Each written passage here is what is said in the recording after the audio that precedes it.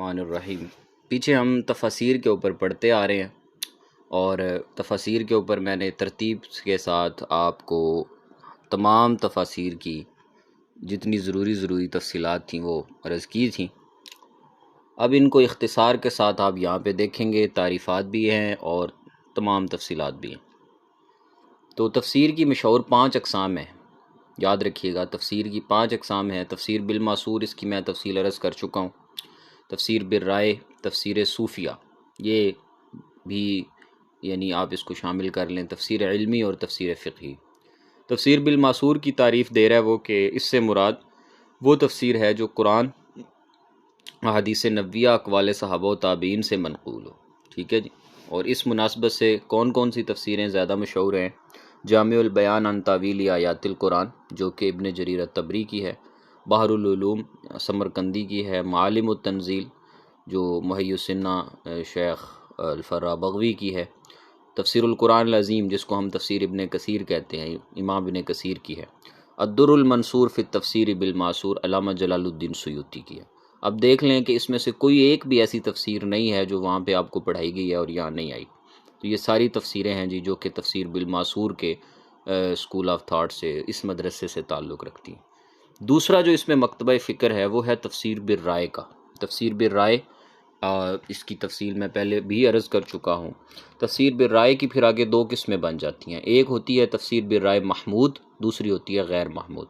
محمود سے مراد ایسی تفسیریں ہوتی ہیں جس میں مفسر اپنا اجتہاد کرتا ہے لیکن وہ کلام عرب اور وجوہ دلالت اور جہلی شاعری کے اوپر ہوتا ہے۔ مفسر اسباب نزول، ناسخ و منسوخ وغیرہ کی جتنی بھی چیزیں ان سے واقف ہوتا ہے، اور وہ ایک بعض رات نے اس میں یہ شک بھی شامل کیا ہے کہ وہ اہل سنت کے عقائد سے ہٹا ہوا نہیں ہوتا۔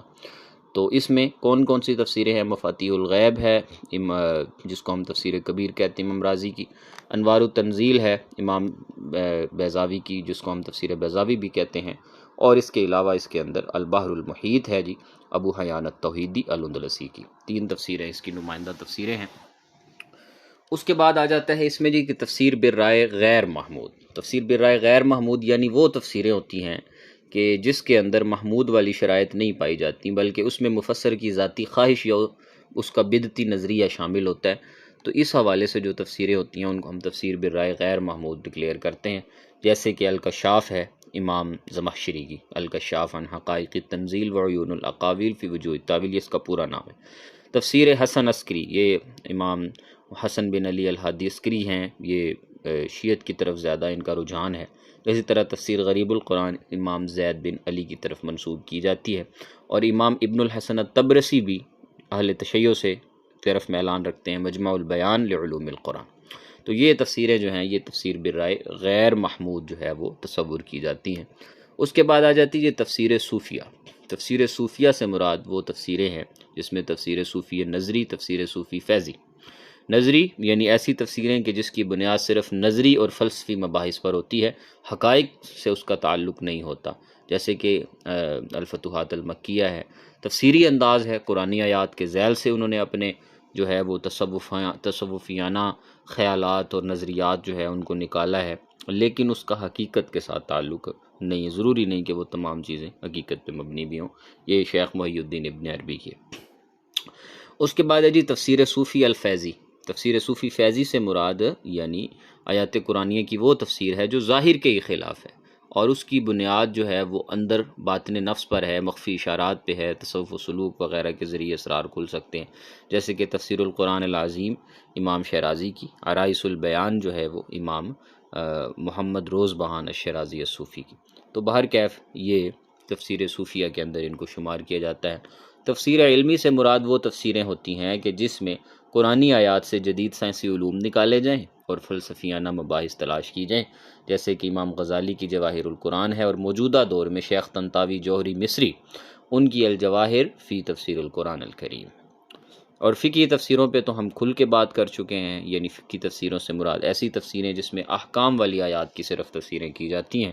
احناف میں مشہور احکام القرآن قاضی ابوبکر جساس کی ہے، تفسیرات احمدیہ ملا جیون کی ہے، اور اگر شوافے کی بات کی جائے تو احکام القرآن امام جلال الدین سیوطی کی آ جائے گی۔ مالکیہ کی بات کی جائے تو احکام القرآن شیخ محمد بن عبداللہ یا الاندلسی کی آ جائے گی، اور الجامع لاحکام القرآن شیخ محمد بن احمد قرطبی کی آ جائے گی۔ یہ تو تھیں جی 5 جو ہے وہ تفسیر کے جو بنیادی ہمارے مکاتب فکر ہیں، مدارس ہیں، اور ان کی نمائندہ تفسیروں کی بات۔ باقی ابتدائی مکاتب تفاسیر اور ان کے جو بانیین ہیں، مکہ کا جو تفسیری مکتب تھا یہ حضرت عبداللہ ابن عباس کی طرف منسوب تھا۔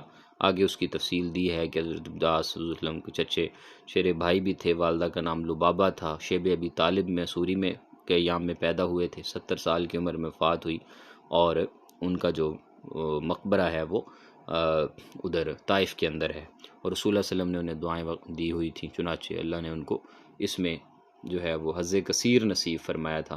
اور ان کے جو طلبہ میں مشہور تابعین ہیں، سعید بن جبیر ہیں، مجاہد ہیں، اکرمہ ہیں، اور عطا ابن ابی رباح اور امام طاؤس، یہ سارے جو ہیں یہ اپنے زمانے کے ٹاپ کلاس کے مفسر ہوئے۔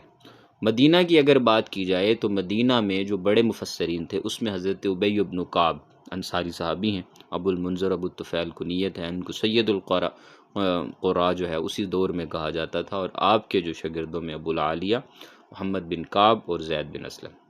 عراقی جو مکتبہ فکر ہے تفسیر کا، اس کے جو بانی ہیں وہ حضرت عبداللہ ابن مسعود ہیں رضی اللہ تعالیٰ، کنیت ابو عبد الرحمن ہے، قبیلہ بنو حذیل ہے، اور پہلی جو حبشہ سے پھر مدینہ کی طرف ہجرت کی، حبشہ کی طرف بھی ہجرت کی، اور قبلتین کی طرف نماز کی سعادت بھی انہیں حاصل ہوئی، دونوں قبلوں کی طرف رخ کر کے نماز پڑھنے کی، اور 32 ہجری میں 60 سال کی عمر میں ان کی وفات ہوئی ہے۔ ان کے بھی تلامذہ زیادہ مشہور ہیں، جن میں حضرت علقمہ، حضرت امام مسروق، اسود بن یزید، مرہ حمدانی، عامر شعبی، حسن بصری، قتادہ بن دعامہ وغیرہ وغیرہ، یہ حضرات سارے ان کی۔ تو ابتدائی جو مکاتب فکر تھے تفسیر کے وہ 3 تھے۔ مکہ کا جو تفسیری اسکول آف تھاٹ ہے وہ عبداللہ بن عباس کی طرف منسوب ہے، مدینہ کا جو اسکول آف تھاٹ ہے وہ حضرت ابی بن کعب کی طرف منسوب ہے، اور عراق کا جو اسکول آف تھاٹ ہے وہ حضرت عبداللہ ابن مسعود رضی اللہ تعالیٰ عنہ کی طرف جو ہے وہ منسوب کیا جاتا ہے۔ اب اس کے بعد وہی تفاسیر جو آپ پہلے اجمالاً پڑھ چکے ہیں، میں نے آپ کو اس لیے وہاں پہ ترتیب کے ساتھ پڑھا لی تاکہ اب جب یہاں آئیں اور یہاں پر آپ اس کو پڑھیں تو آپ پریشانی میں کسی بھی طرح کی مبتلا نہ ہوں۔ انتہائی اختصار کے ساتھ تھوڑی تھوڑی معلومات ہیں جو زیادہ ضروری ہوں گی، میں بس انہی کو ٹچ کروں گا، غیر ضروری معلومات کی طرف نہیں جائیں گے۔ عربی تفاسیر میں تفسیر امام ابن جریر الطبری کی تفسیر، جس کو ہم تفسیر جو ہے وہ ابن جریر طبری کی جو ہے وہ تفسیر طبری بھی ہم اس کو کہتے ہیں۔ امام ابن جریر طبری طبرستان میں پیدا ہوئے ہیں، اور بغداد میں ان کے طبرستان کا جو علاقہ ہے یہ ایران کا شمال ہے، صوبہ مازندان ہے، اور اس کا پرانا نام طبرستان تھا۔ طبری کی وجہ سے ان کو یعنی طبرستان سے طبری ہے۔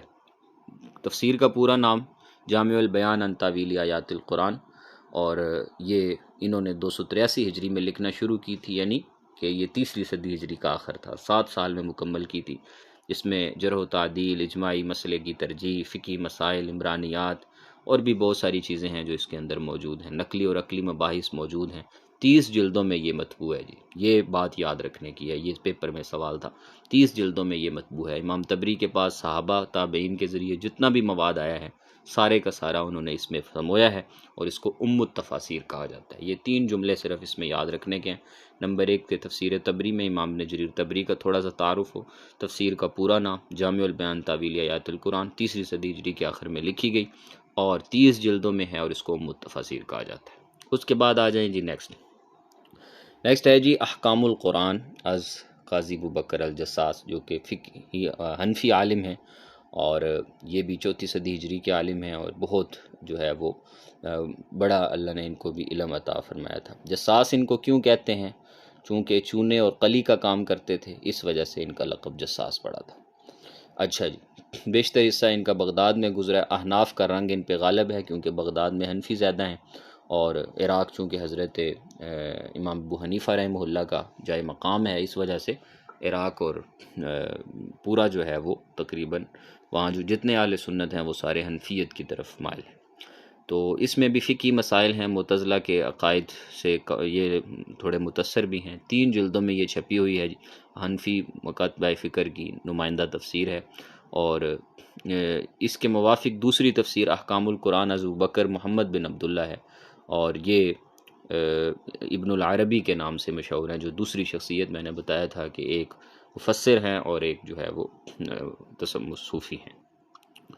اس کے بعد ہے جی تفسیر معالم التنزیل۔ معالم التنزیل ابو محمد حسین بن مسعود الفرابغوی، جن کو محی السنہ کہا جاتا ہے، یہ بھی جو ہے وہ 5ویں صدی ہجری کے عالم ہیں، مصر کے مشہور علماء میں ہیں، اور ان کی جو تفسیر ہے وہ انتہائی جامع ہے، جامعیت اس کے اندر ہے، اور اس کے علاوہ یہ جو تفسیر ہے یہ اس کے کئی عربی تراجم وغیرہ بھی ہو چکے ہیں۔ اس کے بعد آ جاتی ہے جی تفسیر کشاف۔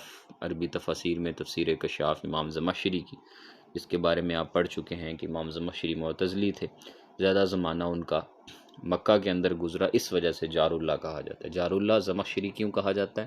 زیادہ زمانہ مکہ میں گزرا اور اللہ کے پڑوسی، اس وجہ سے جار اللہ کہا جاتا ہے۔ معتزلہ کی مشہور تفسیر ہے یہ، اور 6 صدی ہجری میں لکھی گئی، 526 سے 528، 2 سال کے اندر انہوں نے اس کو جو ہے وہ مکمل کیا ہے۔ اس کے بعد ہے جی مفاتیح الغیب، امام فخر الدین رازی کی، جو رے کے اندر پیدا ہوئے، رات میں ان کا انتقال ہوا، اور اس میں بھی کلامی مباحث ہیں، اور اس کے علاوہ معتزلہ اور ملحدین کے جتنے اعتراضات ہیں ان کے جوابات دیے گئے ہیں۔ یہ جو تفسیر ہے یہ تفسیر بالرائے محمود ہے، یعنی ثواب ہے، جائز ہے، اور یہ 8 جلدوں کے اندر چھپی ہے، اور دوبارہ اس کی جو طبع جدید ہے وہ 30 جلدوں میں ہے، اور اس تفسیر کے بارے میں کہا جاتا ہے کہ کل فیہا الا التفسیر۔ اس کے بعد آ جاتا ہے جی کہ الجامع لاحکام القرآن از ابو عبداللہ محمد بن احمد اندلسی قرطبی، یہ بھی احکام القرآن کے اوپر ہے، اور اس کے اندر معتزلہ، قدریہ، شیعہ، فلسفہ اور صوفیہ وغیرہ کا خوب انہوں نے جو ہے وہ رد کیا ہے، اور یہ مالکی فقہ جو ہے وہ اس کو ریپریزنٹ کرتی ہے، لیکن اس میں تعصب جو ہے وہ نہیں ہے۔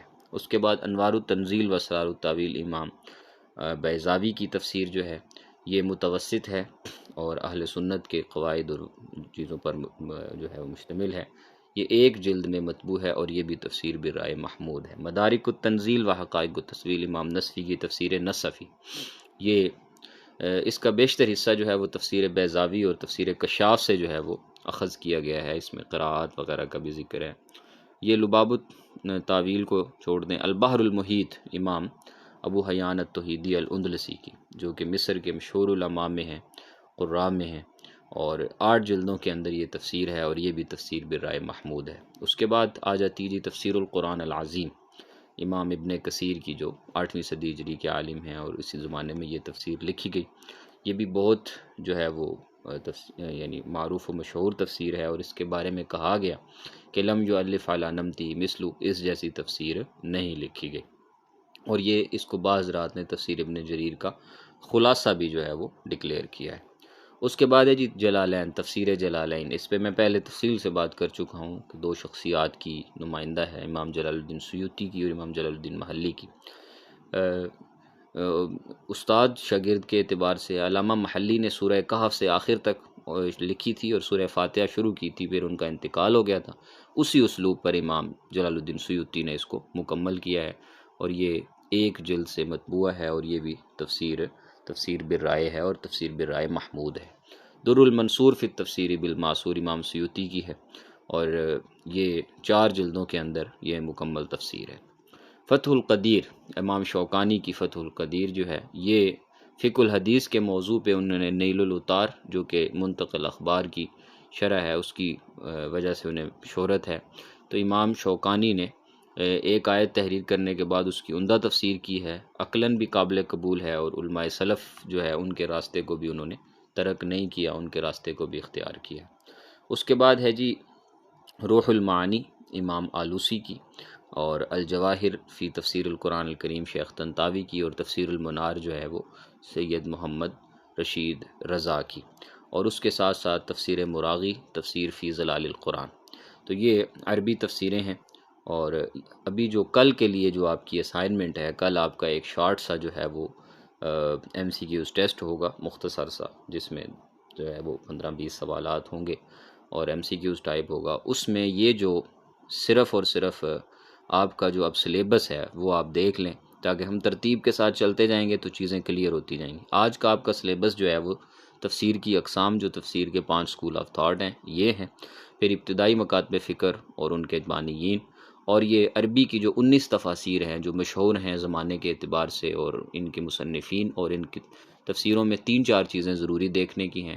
ایک تو مصنف کا نام، پورا نام آتا ہو آپ کو، تفسیر کا پورا نام آپ کو آتا ہو، اور اس کے ساتھ ساتھ جو ہے وہ اس کے بارے میں اگر کوئی خاص بات کہی گئی تو وہ آپ کو معلوم ہو، اور اس کے ساتھ ساتھ یہ کہ اس تفسیر کی کتنی جلدیں ہیں اور کہاں سے چھپی ہے، اور یہ کہ اس تفسیر کے اندر کیا کیا بیان ہوا ہے۔ یہ بس 4-5 ضروری باتیں جو ہیں ہر تفسیر کے متعلق آپ کو معلوم ہو، تو یہ ان 19 تفاسیر سے متعلق جو ہے وہ آپ کا 20 تفسیر منیر کو بھی انہوں نے اس میں شامل کیا ہے۔ تو یہ جو ہے نا یہ آپ کا پہلا ٹیسٹ ہوگا اس سے متعلق، اور کل تک آپ اس کو لازمی طور پر تیار کریں گے، اور انشاءاللہ تعالی جو ہے یہ تفصیل کے ساتھ یہ میسج جو ہے یہ بھی گروپ کے اندر شیئر کر دیا جائے گا، یہ محوش آپ شیئر کر دیجیے گا اسلامیات والے میں، کہ یہ اس یہاں سے اس کو جو ہے وہ تفصیل سے دیکھنا ہے۔ جزاکم اللہ خیر۔